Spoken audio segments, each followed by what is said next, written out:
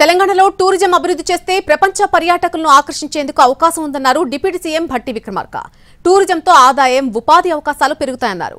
వారానికి ఒకసారి ప్రజాప్రతినిధులు ప్రతి టూరిజం కేంద్రానికి వెళ్లాలని సూచించారు. టెంపుల్ టూరిజం అభివృద్ధి చేసుకోవడానికి అవకాశం ఉందని పేర్కొన్నారు భట్టి.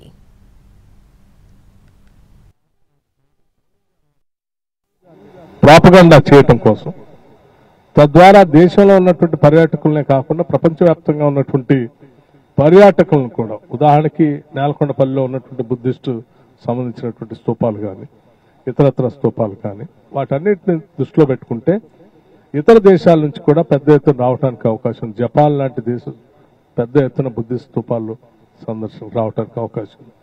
తద్వారా జిల్లాలో టూరిజం పెరగడం కాకుండా ఆదాయం కూడా పెరిగేటువంటి కార్యక్రమం ప్రాంత అభివృద్ధికి పెద్ద ఎత్తున ఉపయోగపడుతుంది. కాబట్టి ఆ కార్యక్రమాలు తీసుకొని ముందుకు పోయే క్రమంలో ఈ రాష్ట్ర ప్రభుత్వం పెద్ద ప్రణాళికలు చేసుకుని ముందుకు పోతా ఉంది. దాంట్లో భాగంగా మొట్టమొదటిసారి జిల్లాలో ఉన్నటువంటి మంత్రుల్ని, శాసనసభ్యుల్ని నెలకొకసారి కంపల్సరీ టూరిస్ట్ సెంటర్స్ లో వారి కుటుంబ సభ్యులతో బస చేయాలని చెప్పి టూరిజం శాఖ మంత్రులు వారు ఒక చక్కటి ప్రోగ్రామ్ డిజైన్ చేశారు.